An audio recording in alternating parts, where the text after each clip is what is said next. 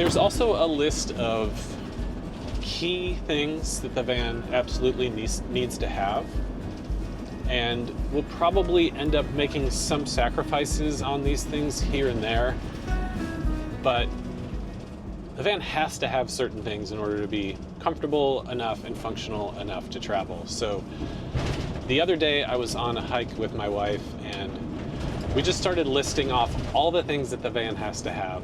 And you know, it's easy to just say, like, it needs to have this, it needs to have this, but let's not forget, all of these things have to fit in the van. That's the number one hardest thing, is to find the space for everything, because, as I said, as a long-term traveling vehicle, we're gonna have clothes and tools, first aid, communication devices. I always carry a lot of camera equipment.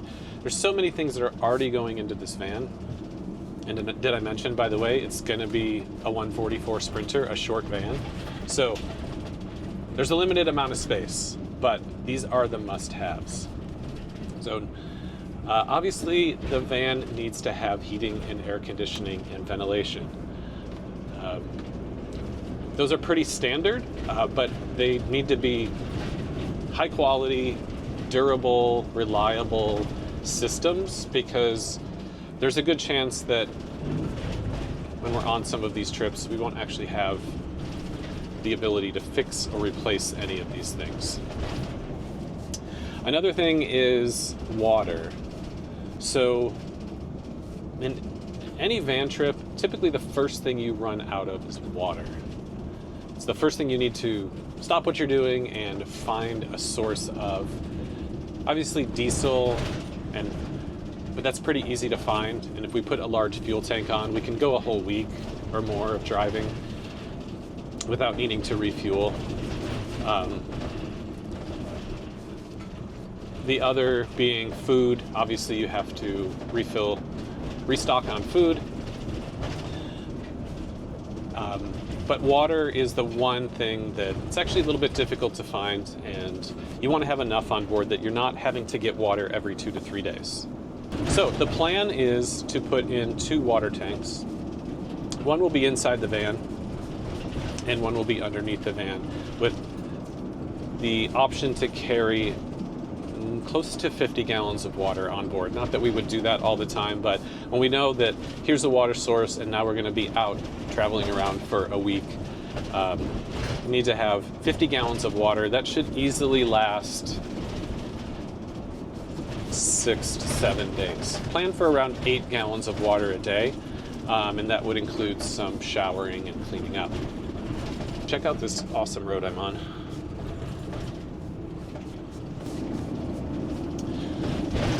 So along with the water storage, hot water is obviously extremely important. We'll be cooking and cleaning every day, so there has to be abundant hot water.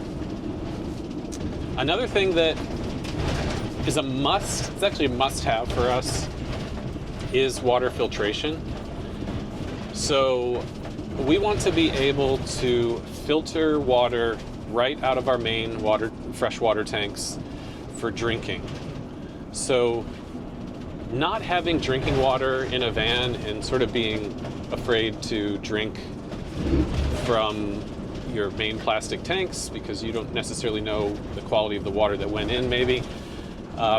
You don't want to not have drinking water in the van. And also, I just despise buying bottled water and essentially will not do it.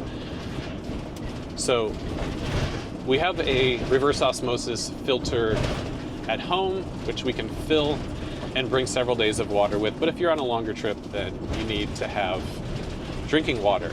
So we're going to put in a water filtration system that pulls from the main tank and has a tap right on the sink so that there's always fresh drinking water on board.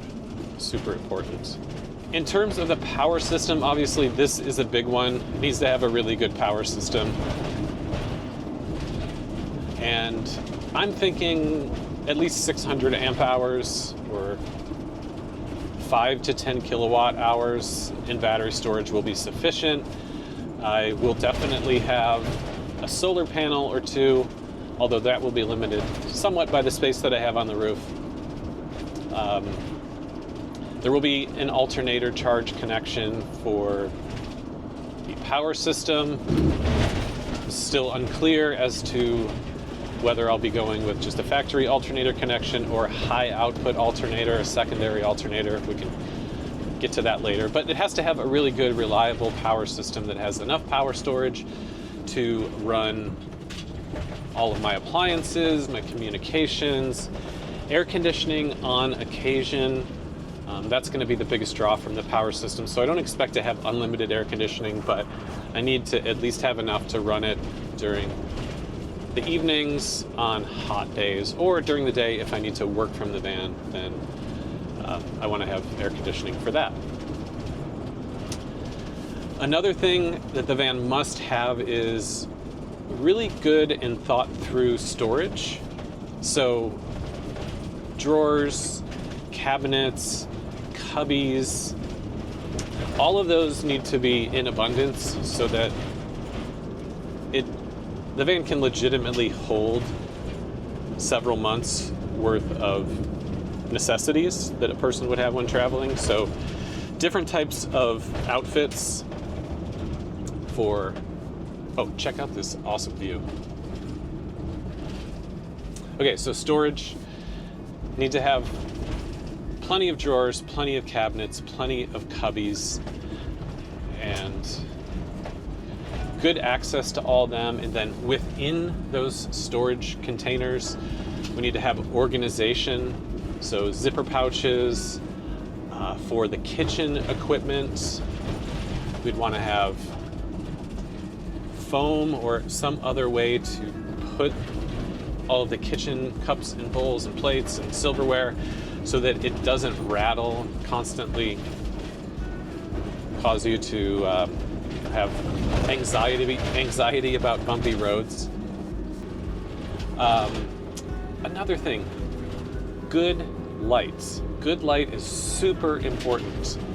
And this doesn't mean just like lighting on the ceiling. Natural light is the way to go in a van. So it's gonna have windows pretty much all the way around. Don't think I'm gonna put windows in the back doors, because I've done that before and I realized that those areas are just basically completely covered up anyways. So don't know that I'll need windows in the back door, in the back doors. But to make up for that, this is one of my favorite features of camper van, which is a skylight over the bed. Now, this is just a magical experience. Pretty much anytime you're in the van, and when you're sitting on the bed or laying in the bed,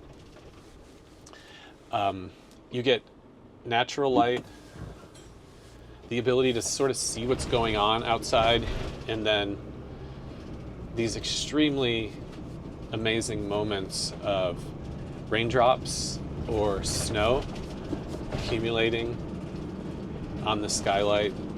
And then of course it has the added benefit, the one that we're going to put in will open up, so you can stand on the bed, open it up, look outside onto the roof of the van, potentially even climb out through the skylight. So natural light is super important, and many vans do not have good natural light. As a matter of fact, even the one that I'm in right now is pretty dark in the back unless you turn on the overhead lights. And to me, that just doesn't cut it for a van that I'm going to be spending a long time in. I don't want to feel so disconnected from the outside. I do like the privacy, obviously, of being inside a van, but I don't want it to be a situation where when I'm in, I don't really even know what's going on outside and I'm totally cut off. I do want a desk in this van. And what that means to me is just a seat with a small shelf to put a laptop on and a couple things so that I can work, be connected, do video editing. I just need a little desk. It doesn't have to be much, but it's something that the van has to have. Man, it just keeps getting better. Whoa, huge waves today. These things are massive. So this is going to be fun because as soon as I get down to Highway 1 here, I'm going to hang a right and go up the coast, which is really rugged and not very heavily traveled area. It's super remote, and it just rained for a couple days, so we've got this sort of green, moisture, drippy, wet vibe in the air, but it's sunny, so we're getting kind of the best of both worlds here. So here we go, about to turn north onto Highway 1, head up. I want to get out and do a couple things today, maybe go for a walk, spend a little bit of time on the beach. Again, the waves are huge. We've got kind of high tide right now, so I'm going to stay away from the beach for the moment. Man, the waves are just really big. Too big to surf, really, so I'm not disappointed that I don't have a surfboard with me right now. This is what it's all about. I mean, this is just a day trip, but it's a Tuesday. There's really nobody out. This part of California is not very busy anyway, but it's just such a beautiful day. But since it just rained, nobody seems to be out. So we have all this amazing territory to explore. And with my van, I've got the things with me that I need for having a fun little day. I've got my change of clothes, a little bit of food. The internet's on if I need to stop and do something. As a matter of fact, I have a conference call in about an hour. I'm gonna have to stop and do that. Okay, what a day.